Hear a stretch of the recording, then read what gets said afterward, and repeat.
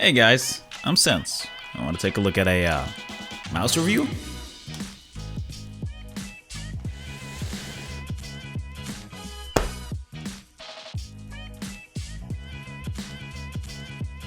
Welcome back everybody. Today we're taking a look at the Microsoft Surface mobile mouse. And since that's quite a mouthful, let's just stick with mobile mouse for my own sanity. So, let's check out what comes in the box. Upon opening the box, the first thing you'll see is the mobile mouse. Underneath it, you'll find a quick start guide and some documentation. The mouse also comes with two AAA batteries, which are pre-installed. Right before us, we have the Platinum Mobile Mouse, one of three color schemes. It also comes in Cobalt Blue and Burgundy, the same colors as the new Go tablets. The sum of the design and aesthetics in one word: minimalistic. Single color tone is applied all over the mouse, which sports an ambidextrous shape. The new mobile mouse is actually a reskinned Microsoft Designer mouse, which launched a few years back. It has a super slim body that's smooth to the touch and feels amazing. Speaking of the body, it's made up mostly out of plastic, and the scroll wheel is metal this time around. Due to its simplistic nature, the mouse comes fitted with the standard trio of buttons: left click, right click, and of course the clickable scroll wheel. Flipping it over, you'll find the button that is used to power on or off, and of course sync the device with your PC or laptop. So, you're wondering if the mouse is comfy. Even with my big hands, it is pleasant to use, even after multiple hours, and that's due to the dimensions. So let's take a quick look at them, shall we?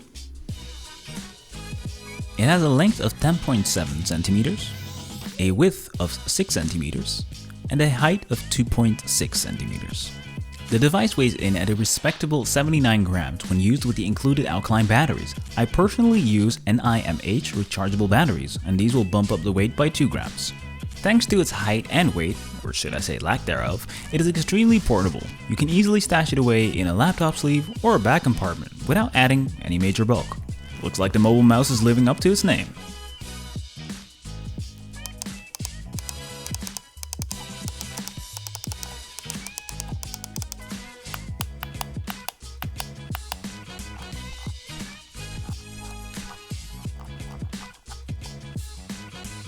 Setting up the mouse for the first time is as easy as can be. Press and hold the power button located at the bottom for 3 seconds. Then Windows will notify you that the Surface mouse is ready to connect with your system. Simply press confirm and voila! Setup complete. To make the most out of your mouse, be sure to download the Microsoft Mouse and Keyboard Center. Here you can switch the left and right click, customize scroll wheel behavior, set macros for the scroll wheel click, change your DPI setting, which ranges from 400 till 1800, and you can assign app-specific macros. And the cherry on top, you can check your battery life here as well.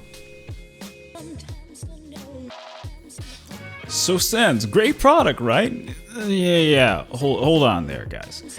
I mean, it is nice, I agree, but remember, it's a straight up recycle design-wise from the older iteration that I mentioned earlier, the Designer mouse. So if you weren't a fan of that design, you're not going to be fond of this one either.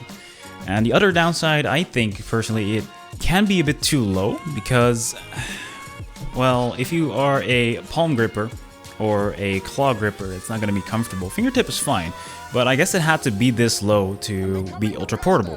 So I guess it had its purpose.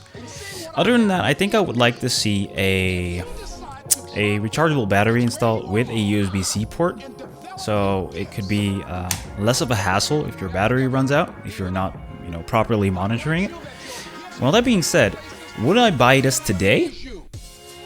Sure, I would. I mean, it is a sleek, slim design. It's modern. It matches well with mostly any setup out there. Battery life is good. According to Microsoft, it lasts up to 6 months. I don't own the mouse for that long, but it's been holding up just fine, even though I'm using different kind of batteries, but no problems yet. So yeah, I would wholeheartedly recommend it. Thank you very much for watching today, guys. If you are interested in this product, there are Amazon links down below in the description. If you enjoyed my review, consider subscribing. And of course, smash that like button. And if you didn't, well, you know what to do. Catch you in the next one, guys. Later!